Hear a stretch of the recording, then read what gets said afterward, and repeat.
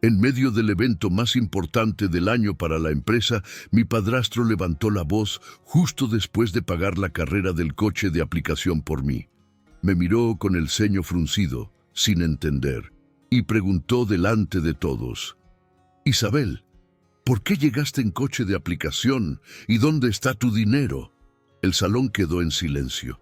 Antes de que yo pudiera responder, todavía con el corazón acelerado por la humillación de haber tenido que pedir dinero prestado para pagar el viaje, mi esposo apareció en la entrada, elegante, sonriente, con mi coche estacionado afuera, y del brazo de su madre. Se rió como si todo fuera obvio y dijo con total naturalidad: «Me atrasé un poco, fui a buscar a mi mamá». Nadie dijo nada, mi padrastro tampoco. Solo lo miró en silencio durante unos segundos, con esa calma que precede a las tormentas más devastadoras. Y ese silencio marcó el inicio del fin para mi esposo. Pero antes de llegar a ese punto, imagina que esto lo escuchas como un relato en un canal de internet. En la pantalla, alguien te pediría que escribas en los comentarios desde qué ciudad nos estás viendo y que no olvides dejar tu me gusta y suscribirte para que el canal siga creciendo y pueda traer historias todavía más intensas. Aquella noche había comenzado horas antes, cuando yo todavía creía que mi matrimonio funcionaba. Me arreglé con cuidado frente al espejo del baño principal, eligiendo un vestido azul oscuro acorde con la formalidad del evento. Me maquillé con esmero, cubriendo las ojeras que delataban demasiadas noches de insomnio, practicando sonrisas que no parecieran forzadas. Quería verme perfecta, necesitaba verme perfecta, porque esa noche no era cualquier noche. Era la celebración anual del grupo empresarial de mi padrastro, don Aurelio, el hombre que me había criado desde los 7 años como si fuera su propia hija. No compartíamos sangre, pero sí algo más fuerte: respeto, lealtad y un amor construido durante más de 2 décadas. Mi madre biológica había muerto cuando yo tenía 6 años, dejándome huérfana y asustada. Recuerdo el hospital, las luces frías, la mano de mi abuela apretando la mía. Don Aurelio apareció entonces como un faro en medio de la tormenta, convirtiéndose en el padre que nunca tuve. Me dio su apellido cuando cumplí 10 años, su protección, las mejores oportunidades y un cariño incondicional. Me enseñó a montar bicicleta, me ayudó con las tareas, secó mis lágrimas cuando otros niños se burlaban de que no tenía papá de verdad. Y cuando mi abuela falleció años después, él siguió a mi lado sin dudarlo. Esa noche iba a anunciar la expansión internacional de la empresa que había construido desde cero. 4 décadas de trabajo, de noches sin dormir y decisiones difíciles. Y yo quería estar a su lado cuando lo hiciera, como siempre había estado en los momentos importantes, como la hija que él había elegido tener. Mi esposo, Rodrigo, había prometido recogerme a las 7 en punto. Quedamos en que llevaría mi coche, el SUV, que don Aurelio me había regalado el año anterior, como reconocimiento por mi trabajo en la dirección financiera del grupo.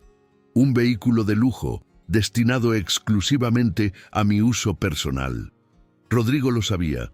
Sabía que no era un activo compartido. Aún así, lo usaba casi más que yo, con la excusa de que a él le quedaba mejor. Cada vez que se lo llevaba sin avisar, yo callaba. Cada vez que llenaba el tanque con mi tarjeta, me convencía de que era normal entre esposos. Así habían sido nuestros 3 años de matrimonio, yo cediendo espacio, él ocupándolo sin agradecer. A las 7:15 le escribí: «¿Ya vienes?». Leyó el mensaje de inmediato, pero respondió 10 minutos después: «Estoy saliendo», 2 palabras, sin explicación, sin disculpa. A las 7:30 insistí: «El evento empieza a las 8. Por favor, apúrate.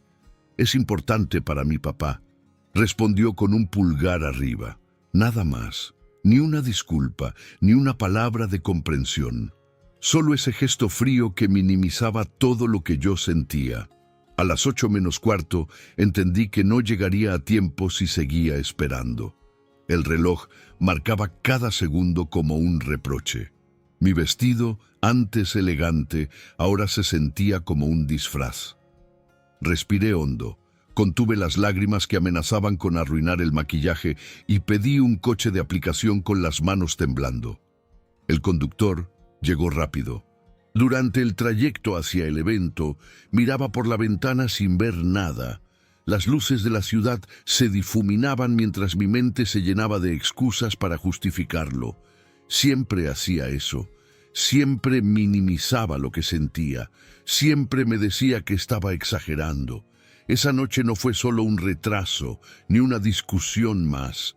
Fue el primer momento en que entendí, sin querer aceptarlo todavía, que algo esencial en mi vida estaba mal. No era él llegando tarde, era yo llegando tarde a mí misma. Cuando el coche se detuvo frente al edificio del evento, un rascacielos de cristal en la zona financiera de la ciudad, busqué mi cartera para pagar. Y entonces lo entendí. No la tenía. El corazón se me detuvo por un segundo. Revisé el bolso una y otra vez, volcando su contenido sobre mis piernas: labial, pañuelos, el teléfono, las llaves que no necesitaba. Pero la cartera no estaba. La había dejado en casa, junto a las llaves del coche que Rodrigo se había llevado. El conductor me miraba por el espejo retrovisor, paciente, profesional. El taxímetro marcaba 180 pesos. Yo tenía exactamente 0. «Disculpe», dije con una voz que apenas reconocí. «¿Acepta tarjeta?». Negó con la cabeza. El datáfono no funcionaba. Solo efectivo. Me quedé paralizada. No tenía dinero. No tenía a quien llamar sin humillarme aún más. Llamar a Rodrigo era impensable. Llamar a don Aurelio, en medio del evento que llevaba meses preparando, era arruinarle la noche. A través de la ventana veía las luces del edificio. Imaginaba a los invitados brindando con champán, mientras yo estaba atrapada en un taxi sin poder pagar.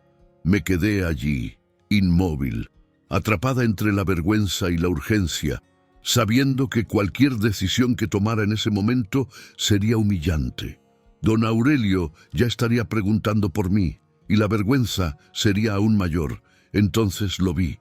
Uno de los asistentes de seguridad de la empresa fumaba junto a la entrada, bajo el toldo blanco que protegía la alfombra roja.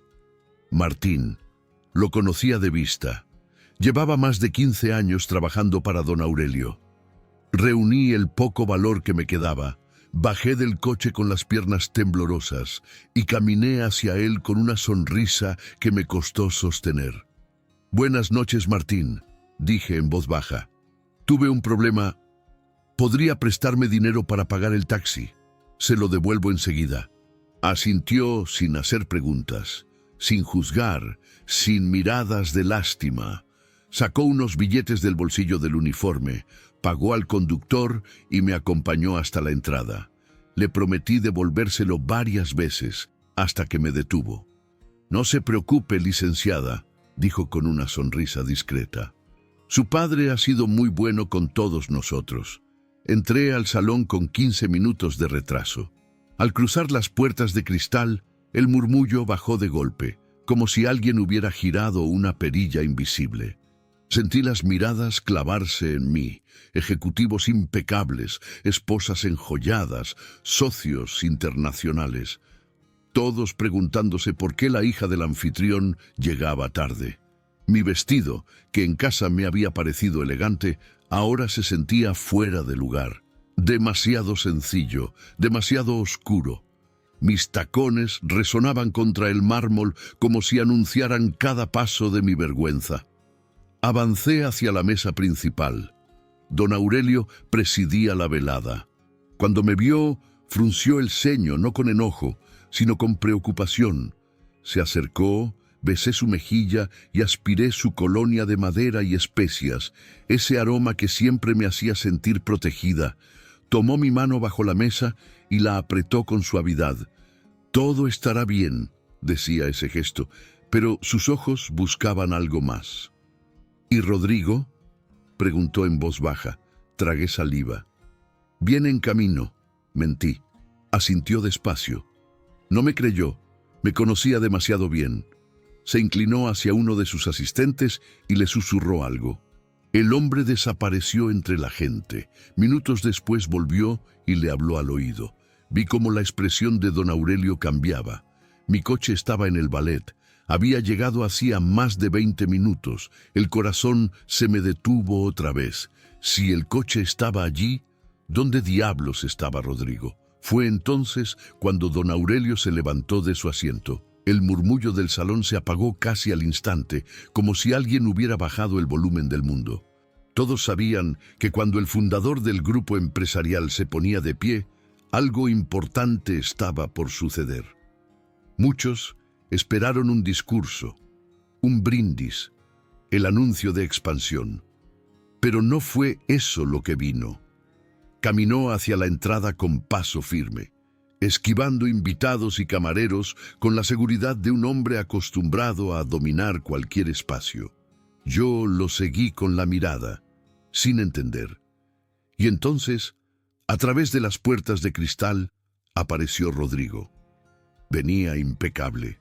Traje gris oscuro de corte italiano, camisa blanca perfectamente almidonada, corbata azul discreta, zapatos brillando bajo las luces.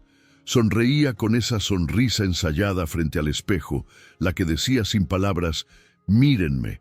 Y del brazo, como un accesorio que completaba la escena, venía su madre, doña Elvira. Llevaba un vestido rojo escarlata, demasiado ajustado y demasiado llamativo para la ocasión.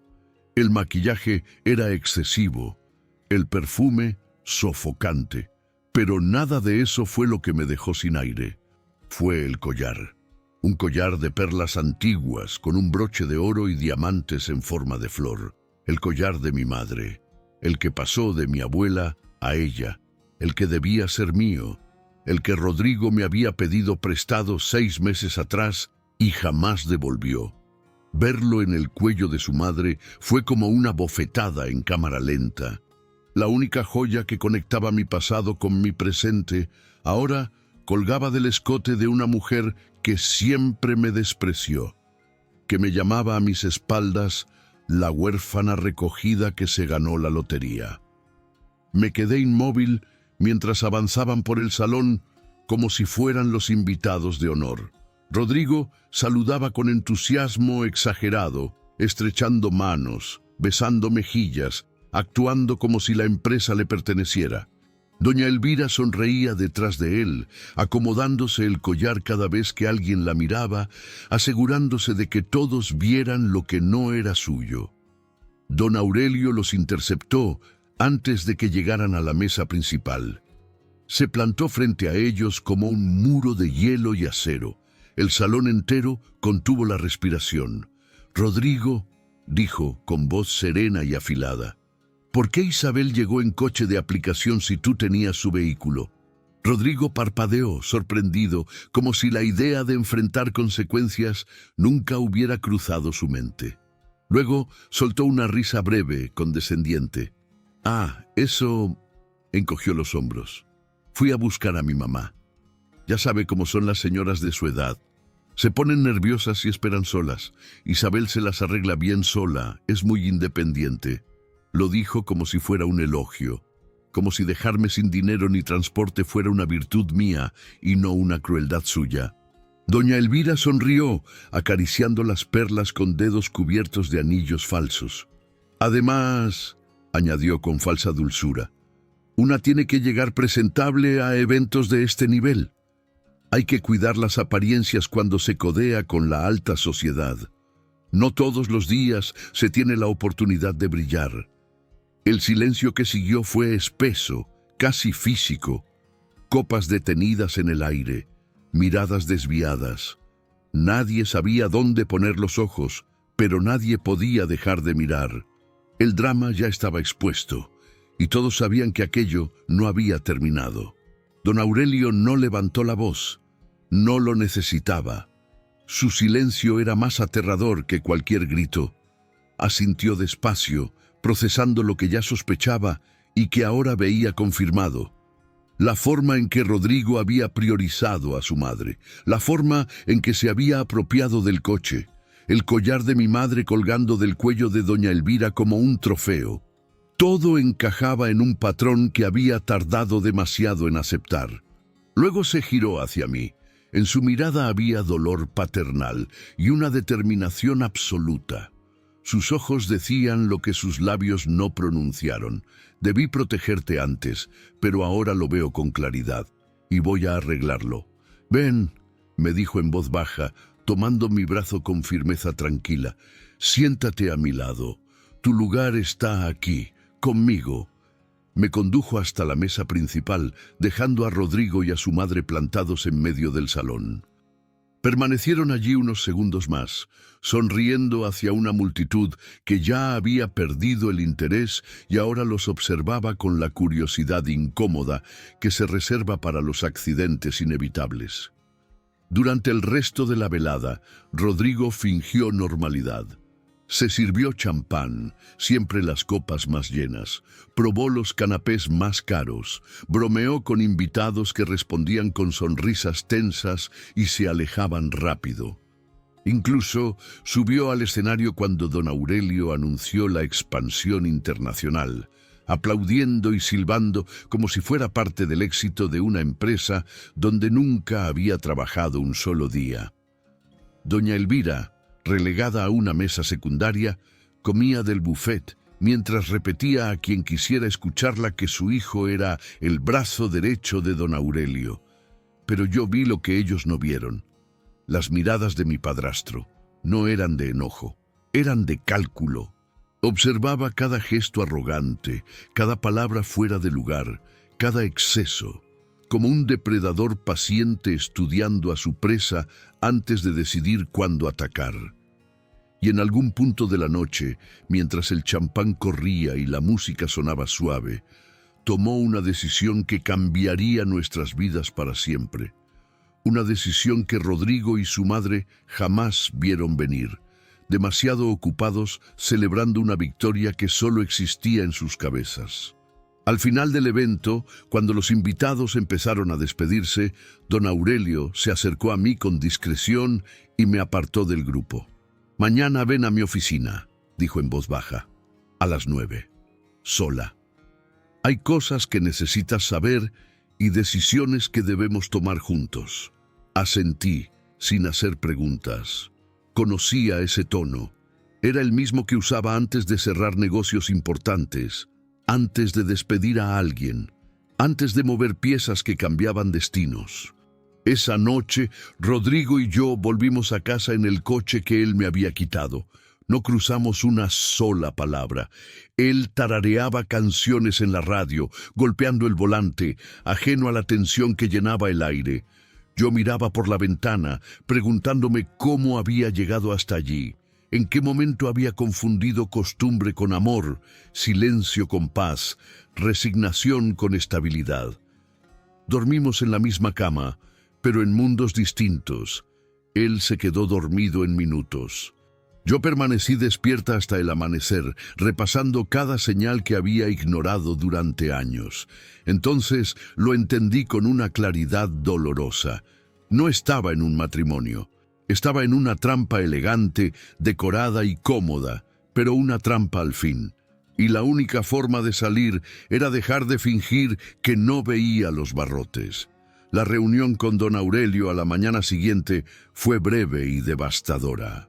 Llegué a las 9 en punto a las oficinas centrales, vestida con un traje gris que me hacía sentir firme por fuera, aunque por dentro todo temblaba. Su asistente me hizo pasar directamente a su despacho, y allí comenzó el verdadero ajuste de cuentas. Era un espacio sobrio y elegante que conocía desde niña, decorado con fotografías familiares y reconocimientos acumulados a lo largo de 4 décadas. Diplomas, premios, retratos con líderes políticos y empresariales. Sobre el escritorio de caoba, Junto a un portarretratos con mi foto de graduación, había una carpeta gruesa de color rojo oscuro que no reconocía. El tipo de carpeta que anuncia cambios irreversibles. «Siéntate, hija», dijo señalando la silla frente a él. «Lo que voy a decirte no es fácil de escuchar, pero necesitas saberlo y necesitas decidir qué hacer». Abrió la carpeta con movimientos lentos y precisos, estados de cuenta bancarios, transacciones electrónicas, informes de auditoría, recibos. Meses de investigación resumidos en papeles con cifras resaltadas. Me explicó que el Departamento de Contraloría había detectado irregularidades graves en los gastos de la empresa. Compras de lujo sin justificación, restaurantes exclusivos, viajes personales disfrazados de negocios, transferencias a cuentas desconocidas. Todo tenía un punto en común: las tarjetas corporativas que Rodrigo usaba con supuesta autorización. «Él no tiene ningún cargo oficial aquí», dijo con firmeza. «Nunca lo tuvo. No hay contrato, ni nombramiento, ni registro en recursos humanos. Le permití ciertos accesos porque era tu esposo y confié en tu criterio. Pensé que estaba aprendiendo el negocio». Hizo una pausa. «Pero esto va mucho más allá de un abuso de confianza. Esto es fraude, Isabel, fraude sistemático. Durante años, millones desviados para su beneficio personal. Sentí que el suelo desaparecía bajo mis pies. Recordé cómo Rodrigo presumía su posición estratégica, los títulos inventados, las historias grandilocuentes que yo nunca quise cuestionar. Creerle había sido más fácil que aceptar que me había equivocado. «¿Qué va a pasar ahora?», pregunté con la voz quebrada. Don Aurelio cerró la carpeta con calma y me sostuvo la mirada. «Eso lo decides tú», dijo. «Puedo manejar esto de forma discreta, cortar accesos, recuperar parte del dinero, dejarlo ir sin escándalo. O puedo hacerlo de manera oficial, abogados, auditorías forenses, denuncias formales. La decisión es tuya. Esto afecta tu vida tanto como la mía». Guardé silencio. La vergüenza, la rabia y la tristeza se mezclaban dentro de mí. Pero, entre todo ese caos, algo nuevo comenzó a tomar forma. Claridad. Sentí una tristeza profunda por el matrimonio que creí tener y que nunca existió fuera de mi imaginación. Y al mismo tiempo, un alivio extraño, liberador, como cuando por fin le pones nombre a una enfermedad y puedes empezar a tratarla. Respiré hondo, enderecé la espalda y levanté la barbilla. «Hazlo oficial. Todo», dije con una firmeza que me sorprendió. «Quiero que se haga justicia completa. No quiero que esto vuelva a repetirse, ni conmigo, ni con nadie más». Don Aurelio asintió lentamente. En sus ojos vi orgullo paternal y algo más profundo. «Esa es la hija que crié», dijo. «Siempre supe que eras más fuerte de lo que creías. Por primera vez en mucho tiempo sentí que retomaba el control de mi vida». Lo que ninguno de los dos sabía entonces era que Rodrigo ya había puesto en marcha su propio plan desesperado. Un plan que, según él, lo convertiría en el ganador de aquella guerra. Un plan que terminaría destruyéndolo. La sentencia judicial fue solo el primer dominó en caer. Después vino el plazo de 30 días para desalojar la vivienda. Rodrigo se negó a aceptar la realidad. Se atrincheró en el departamento, se negó a empacar, se negó a buscar a dónde ir. Pasaba los días tirado en el sofá, mirando el techo, maldiciendo a todos. Doña Elvira lo visitaba a diario, alimentando su resentimiento con discursos venenosos. Le repetía que habían sido víctimas de una gran injusticia, que Dios castigaría a los culpables, que todo aquello era culpa ajena. Pero la verdad era otra. Dios no tenía nada que ver.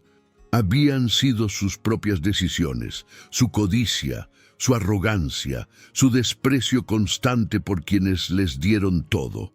El día 29, a las 8 de la mañana, un oficial de la corte tocó a la puerta con una orden de desalojo firmada por un juez. Rodrigo intentó todo: lástima, amenazas, súplicas, incluso un torpe intento de soborno. Nada funcionó. 2 horas después fue sacado del departamento con una maleta en cada mano. La mirada vacía, el paso torpe de quien no reconoce su propia vida. Los vecinos observaban en silencio, algunos con lástima, otros con una satisfacción apenas disimulada. El hombre que durante años se creyó superior, ahora subía a un taxi barato, con el equipaje de una vida derrumbada. El único refugio que les quedaba era el pequeño departamento de doña Elvira, viejo, húmedo, modesto. Al menos un techo, pensaban, o eso creían. Porque la auditoría legal reveló algo que ninguno quiso recordar. Años atrás, doña Elvira había firmado como garantía hipotecaria para uno de los supuestos negocios de su hijo. Un negocio inexistente, una fachada más. Y esa firma olvidada estaba a punto de cobrarse su precio. En aquel momento, Rodrigo le había explicado a su madre que su firma era solo una formalidad, un trámite sin importancia, sin consecuencias reales. Doña Elvira firmó sin leer, confiando ciegamente en su hijo como siempre había hecho. Y ahora, años después, aquella garantía olvidada estaba siendo ejecutada como parte del proceso de recuperación de activos ordenado por un juez. La notificación oficial llegó exactamente 3 semanas después del desalojo.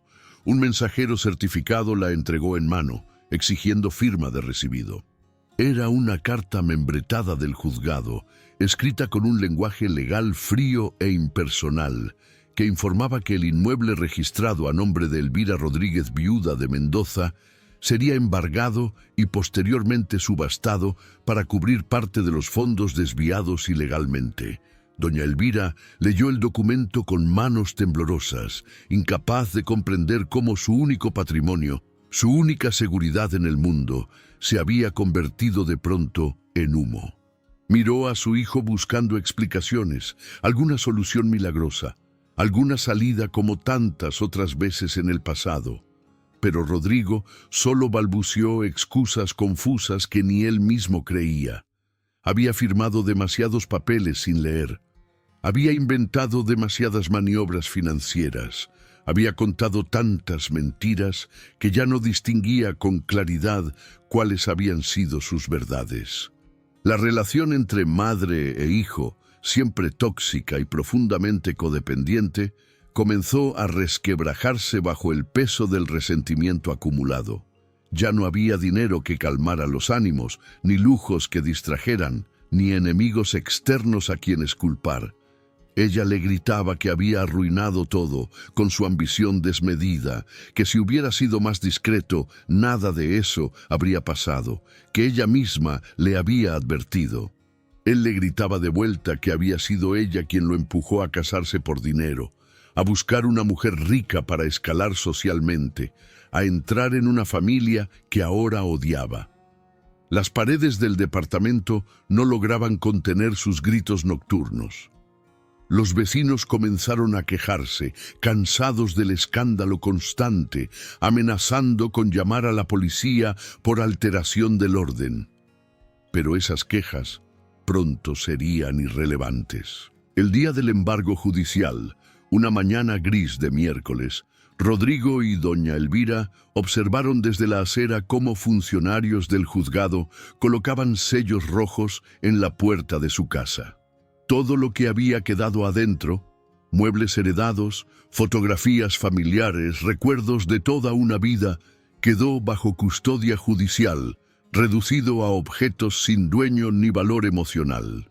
Doña Elvira lloraba sin consuelo, aferrada a un bolso viejo que contenía sus documentos, algunas fotografías rescatadas y unas pocas joyas sin valor real. Su cuerpo temblaba de arriba a abajo. Rodrigo permanecía inmóvil a su lado, encorvado, con la mirada vacía de quien finalmente ha dejado de luchar contra lo inevitable. Esa noche durmieron en una pensión barata en las afueras de la ciudad. Una habitación pequeña, con colchones hundidos, sábanas ásperas y olor a desinfectante barato. Afuera, la vida seguía su curso normal.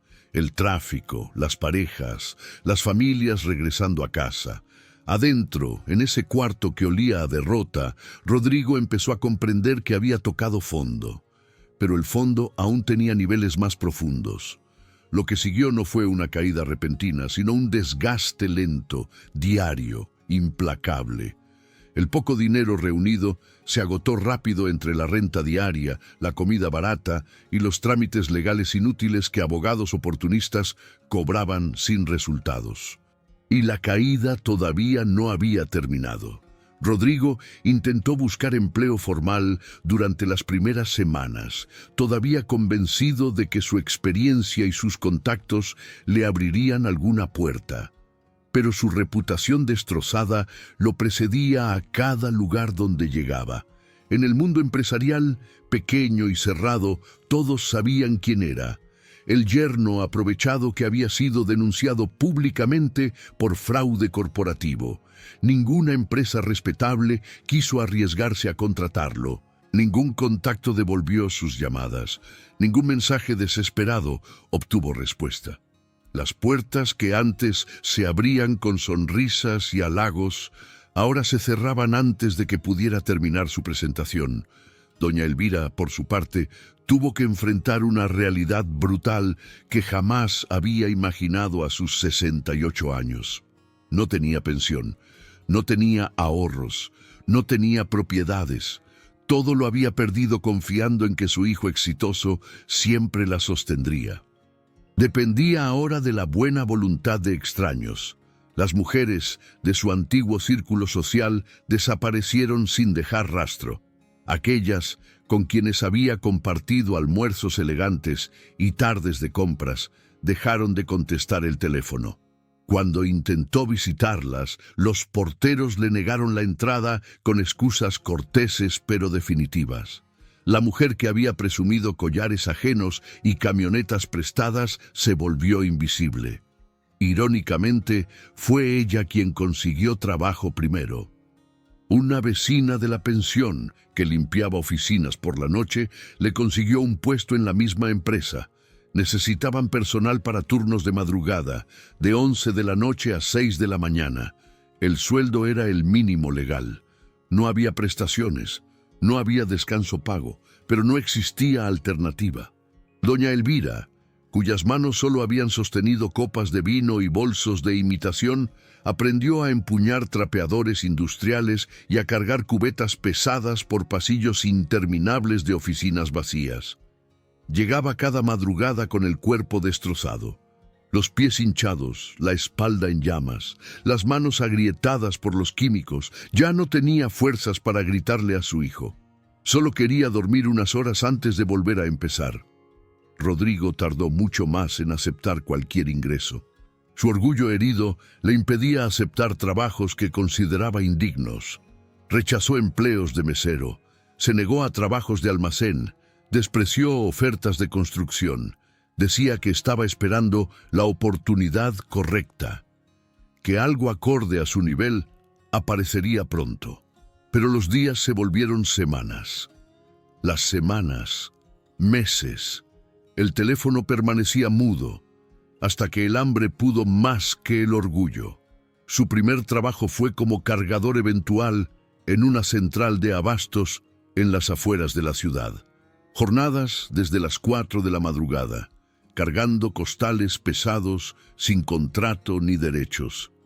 Le pagaban en efectivo al final del día.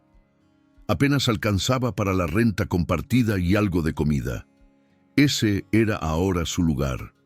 Sus compañeros de trabajo eran hombres curtidos por años de labor física bajo el sol y la lluvia. Manos callosas, espaldas anchas, miradas duras. Lo observaban con curiosidad por su evidente inexperiencia y con desprecio por su debilidad física y sus quejas constantes.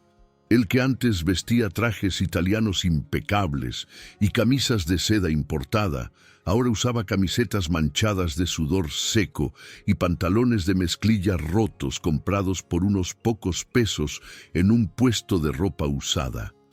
Él, que antes daba órdenes desde una oficina climatizada mientras bebía café gourmet, ahora recibía gritos de capataces sudorosos que lo apuraban a cargar más rápido bajo amenaza de no pagarle el día completo.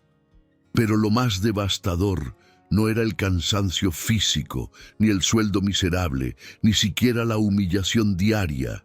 Era la soledad, sin dinero para invitar a nadie, sin posición social, sin poder que intercambiar. Por primera vez en su vida, no tenía a nadie a quien llamar. Las personas que lo rodearon durante su época de aparente éxito desaparecieron sin dejar rastro. Nadie llamó, nadie escribió. Y él, que jamás había cultivado relaciones genuinas basadas en afecto real, se encontró completamente solo, acompañado únicamente por una madre que lo culpaba de su desgracia cada vez que el cansancio le daba fuerzas para gritar. Pasó un año entero así, 365 días de jornadas agotadoras que comenzaban antes del amanecer y terminaban cuando el cuerpo ya no respondía. De comidas repetidas y baratas, tortillas, frijoles, arroz, algún huevo ocasional cuando el dinero alcanzaba. De habitaciones alquiladas que cambiaban cada pocos meses por retrasos en la renta. Un año de peleas con su madre, de silencios cargados de resentimiento, de sueños crueles donde despertaba brevemente en su antigua vida cómoda solo para volver a caer en la misma pesadilla gris. Rodrigo envejeció una década en esos 12 meses. Su cabello se llenó de canas, su espalda se encorvó, sus manos suaves se endurecieron con callos que nunca sanaban. El hombre que antes se admiraba frente al espejo evitaba ahora cualquier reflejo que le devolviera la imagen de lo que se había convertido. Y mientras él se hundía cada vez más, yo comenzaba a emerger. El divorcio fue doloroso, lleno de dudas y noches difíciles, pero también fue liberador. Sin el peso constante de una relación tóxica, pude concentrarme en lo que realmente importaba: mi trabajo, mi familia verdadera, mi propio crecimiento. Don Aurelio, entendiendo el momento que atravesaba, me nombró directora de una nueva división estratégica del grupo, un proyecto de comercio electrónico internacional que había propuesto durante años y que por fin podía desarrollar sin distracciones. Me entregué a ese trabajo con una pasión nueva, no por obligación, sino por entusiasmo real. Construí equipos desde cero, cerré alianzas internacionales, expandí operaciones hacia mercados que antes parecían inalcanzables. El éxito llegó rápido. En menos de 2 años, la división que dirigía se convirtió en la más rentable y de mayor crecimiento del grupo. Los medios comenzaron a hablar de mí. Llegaron invitaciones a conferencias internacionales, entrevistas, reconocimientos. Y en medio de ese torbellino profesional encontré algo que había dejado de buscar: el amor. Se llamaba Daniel Martínez Solís, arquitecto, socio fundador de un despacho reconocido internacionalmente. Nos conocimos en una reunión de trabajo, durante la presentación del nuevo edificio corporativo que su equipo había diseñado para la empresa. La conexión fue inmediata, profunda, innegable, como si la vida, después de tanto dolor, finalmente hubiera decidido devolverme algo verdadero. Daniel no se parecía en nada a Rodrigo, ni física ni emocionalmente, ni en sus valores. Donde mi ex esposo era apariencia cuidadosamente construida, palabras vacías y promesas sin intención de cumplirse, Daniel era callado, reflexivo y profundamente genuino. Desde el primer día me trató como una igual. Respetaba mis opiniones, celebraba mis logros sin competir, sin sentirse amenazado. No me veía como un medio, ni como un trofeo. Me veía como una persona completa. Nuestra relación avanzó sin prisas. Nos dimos el tiempo necesario para conocernos de verdad, para compartir historias dolorosas, heridas aún abiertas, para construir confianza sobre respeto y comunicación honesta, incluso cuando no era fácil.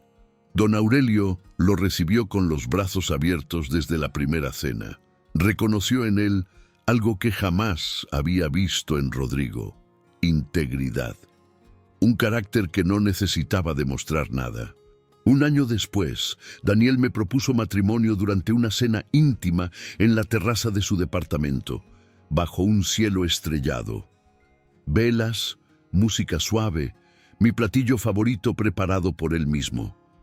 Cuando abrió la cajita de terciopelo azul y vi el anillo discreto y perfecto, dije que sí sin dudar, con lágrimas de felicidad auténtica.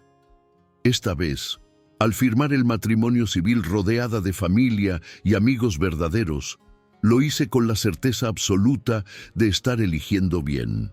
Pasaron 5 años desde el divorcio, 5 años de crecimiento, de trabajo, de paz, 5 años de construir una vida genuinamente feliz junto a un hombre que me respetaba cada día. Un mediodía cualquiera de primavera, salí a almorzar con una colega en un restaurante elegante cerca de la oficina, un lugar refinado, de manteles blancos y copas de cristal. El tipo de restaurante que pertenecía a una vida pasada. Mientras esperábamos la cuenta, miré distraídamente hacia la calle a través del ventanal, y entonces lo vi. Estaba del otro lado de la avenida, junto a una señal de alto desgastada. Vestía un uniforme municipal naranja, descolorido y manchado. Sostenía una escoba gastada y una pala metálica, recogiendo basura bajo el sol del mediodía. Su rostro estaba curtido y envejecido por los años. Arrugas profundas que no recordaba. Su cuerpo, antes cuidado con obsesión, ahora encorvado y frágil. Pero sus ojos eran los mismos. En ese instante suspendido, nuestras miradas se cruzaron a través del cristal que nos separaba como un abismo entre dos mundos. Rodrigo dejó caer la escoba y se quedó inmóvil. Me miraba como si estuviera viendo un fantasma. Me vio sentada en una mesa elegante, con un traje sastre impecable, un reloj discreto y caro en la muñeca, el rostro sereno. Sobre la mesa, junto a mi copa de agua mineral, descansaba mi teléfono mostrando la foto de Aurora, nuestra hija de 3 años, sonriendo en el jardín de casa. No podía ver los detalles, pero podía entenderlo todo. En un solo vistazo vio lo que había perdido y lo que yo había ganado al dejarlo. No sé cuánto duró ese intercambio silencioso. Fueron segundos, tal vez, pero se sintieron como horas fuera del tiempo. Luego bajé la mirada, pagué la cuenta y seguí con mi vida. Porque la justicia, cuando llega de verdad, no hace ruido. Simplemente coloca a cada uno exactamente donde decidió estar. Yo no sentí satisfacción vengativa al verlo reducido a esa condición tan alejada de la imagen que proyectaba cuando nos conocimos. Tampoco sentí la lástima condescendiente que quizás debería haber sentido ante la caída tan dramática de alguien que alguna vez compartió mi vida íntima. No sentí rencor persistente por todo el daño que me había causado durante años de manipulación y abuso emocional. Lo que experimenté en ese momento fue algo completamente diferente a cualquier emoción que hubiera anticipado. Algo más parecido a una paz profunda, completa y absolutamente definitiva. La paz de saber con certeza absoluta que había cerrado permanentemente un capítulo doloroso de mi historia personal. Que había sanado completamente todas las heridas emocionales que él me había infligido sistemáticamente durante años. Que había construido algo genuinamente hermoso, significativo y duradero sobre las cenizas humeantes de lo que él intentó destruir en mí. Rodrigo fue el primero en apartar la mirada, incapaz de sostener el contacto visual que lo confrontaba con la evidencia irrefutable de sus propias decisiones y sus consecuencias. Recogió lentamente la escoba del suelo polvoriento con movimientos mecánicos y derrotados, casi robóticos en su falta de energía vital, y continuó barriendo la cuneta de la calle como si nada extraordinario hubiera ocurrido en los últimos minutos de su existencia gris. Pero desde mi posición privilegiada y protegida detrás del cristal grueso del restaurante climatizado, pude observar claramente cómo sus hombros flacos temblaban involuntariamente bajo el uniforme naranja sucio. Pude ver cómo se llevaba una mano temblorosa y agrietada al rostro demacrado para secarse algo que podría haber sido el sudor del trabajo físico bajo el sol. O podrían haber sido lágrimas silenciosas de remordimiento que llegaba décadas demasiado tarde. Y cuando finalmente se alejó caminando pesadamente, arrastrando su carrito municipal de limpieza por la acera caliente hacia la siguiente esquina que limpiar, entendí con una claridad cristalina que nunca antes había experimentado que aquel encuentro fortuito representaba el verdadero punto final de nuestra historia compartida. Esa noche, cuando llegué a casa después del trabajo como cualquier otro día, Daniel estaba en la cocina amplia y luminosa preparando la cena mientras tarareaba suavemente una canción que le gustaba. El aroma de la comida casera llenaba el aire cálido. Aurora estaba sentada en su silla alta junto a la mesa del comedor, concentrada intensamente en un dibujo con crayones de colores que estaba creando con su lengua pequeña, asomando entre los labios por el esfuerzo artístico. Me recibieron ambos con besos cariñosos y abrazos apretados que olían a hogar y a amor incondicional, con preguntas genuinamente interesadas sobre cómo había sido mi día de trabajo, con el ruido reconfortante y familiar de una familia funcional y amorosa que existe porque sus miembros eligen estar juntos y cuidarse mutuamente cada día. Mientras los abrazaba a ambos simultáneamente, sintiendo la calidez de sus cuerpos contra el mío y escuchando sus voces mezclarse en la conversación cotidiana, pensé brevemente en Rodrigo barriendo aquella esquina solitaria y sucia bajo el sol castigador. Pensé en doña Elvira, que según había escuchado meses atrás por conocidos mutuos que todavía ocasionalmente mencionaban noticias del pasado, había fallecido el año anterior de una enfermedad agravada severamente por las condiciones precarias en que había pasado sus últimos años de vida.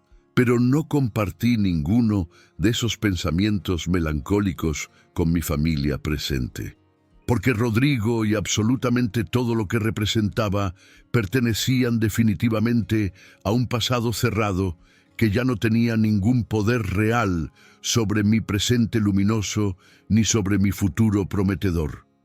No entendí algo importante hasta mucho tiempo después. Nadie cae de un día para otro. El orgullo no destruye con ruido, no avisa, no da señales claras. Trabaja en silencio durante años, levantando muros invisibles entre las personas que aman y las que solo usan. Rodrigo no cayó por venganza, ni por castigo divino, ni por una jugada calculada de nadie. Cayó porque eligió una y otra vez la apariencia por encima de la verdad, la comodidad por encima del esfuerzo, el ego por encima del amor. Y cuando todas esas decisiones finalmente pesaron más de lo que el suelo podía sostener, simplemente se vino abajo. Hoy mi vida es otra. Aurora acaba de cumplir 7 años y todavía cree en la magia del ratón de los dientes. Daniel sigue siendo el hombre tranquilo y presente con el que elegí construir una familia. Y don Aurelio, a sus 82 años, todavía va a la empresa algunas mañanas, más para contar historias que para mandar.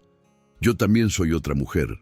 No cuento esta historia para presumir ni para vengarme. La cuento porque sé que mientras escuchas esto, hay mujeres viviendo exactamente lo que yo viví, sin darse cuenta todavía. Mujeres fuertes que se acostumbraron a minimizar el desprecio, que normalizaron el abuso emocional porque no deja marcas visibles, que entregaron todo y aprendieron a conformarse con migajas. Yo también me perdí ahí durante años, creí mentiras, callé demasiado, acepté menos de lo que valía, hasta que un día entendí algo que cambió mi vida para siempre. Nadie que te ama de verdad te hace sentir pequeña, nadie que te respeta te apaga, y nadie merece tu silencio a cambio de migajas. Pero eventualmente encontré el camino de regreso hacia mí misma, gracias a las personas que nunca dejaron de creer en mi valor inherente, incluso y especialmente cuando yo misma había olvidado por completo que lo tenía. Mi padre del corazón que siempre vio en mí potencial que yo no podía ver. Los profesionales de salud mental que me ayudaron a procesar el trauma. Los amigos verdaderos que permanecieron cuando todos los falsos desaparecieron. Y si yo pude reconstruirme completamente desde los escombros de una vida que creí destruida para siempre, ustedes absolutamente también pueden hacerlo, con ayuda adecuada, con tiempo suficiente, con paciencia infinita consigo mismas. No será un proceso fácil ni cómodo, no será rápido ni lineal la recuperación. Habrá días oscuros donde querrán rendirse y volver a lo conocido aunque sea doloroso, porque al menos es familiar y predecible, pero será completamente posible salir. Siempre es posible. Siempre hay una puerta de escape aunque no la vean todavía. Aquella noche lejana en el evento empresarial, cuando mi padrastro me preguntó públicamente delante de todos por qué había llegado en un taxi de aplicación sin dinero para pagarlo, no tenía la menor idea de que esa pregunta incómoda y humillante sería el catalizador involuntario que iniciaría mi proceso de liberación definitiva. No sabía en ese momento que el silencio calculado de don Aurelio, mientras observaba a Rodrigo pavonearse, contenía una promesa inquebrantable de justicia familiar que se cumpliría en su debido tiempo. No sabía que los días más oscuros y difíciles de toda mi vida estaban todavía por venir antes de que finalmente llegara la luz brillante al final del largo túnel. Pero ahora, mirando hacia atrás desde la distancia segura de años transcurridos y heridas completamente sanadas, entiendo perfectamente que cada momento de dolor intenso que soporté con lágrimas silenciosas fue en realidad un paso absolutamente necesario en el camino hacia la mujer que siempre estuve destinada a ser. Y Rodrigo, donde quiera que esté exactamente esta noche mientras estas palabras finales encuentran sus oídos o sus ojos, probablemente también lo entiende a su manera solitaria y tardía. Probablemente recuerda con claridad torturante cada decisión equivocada que tomó y que lo condujo inexorablemente hasta el punto donde se encuentra ahora. Cada mentira calculada que contó, creyéndose más inteligente que todos los demás. Cada oportunidad de redención genuina que desperdició por puro orgullo ciego y arrogancia estúpida.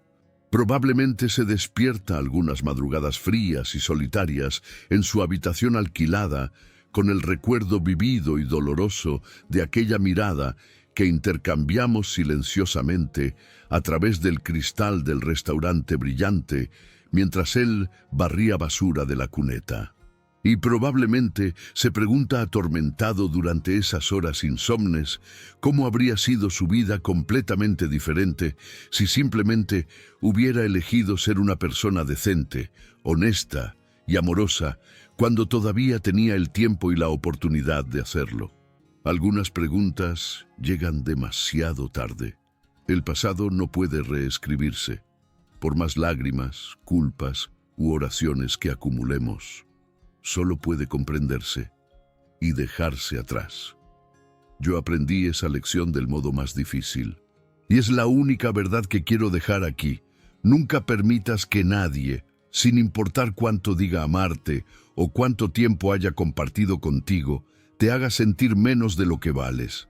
El día que aceptas migajas como si fueran amor, comienzas a olvidarte de ti. Mereces el mundo entero con todas sus posibilidades, y mereces a alguien que lo sepa tan clara e incuestionablemente como tú finalmente lo sabrás también.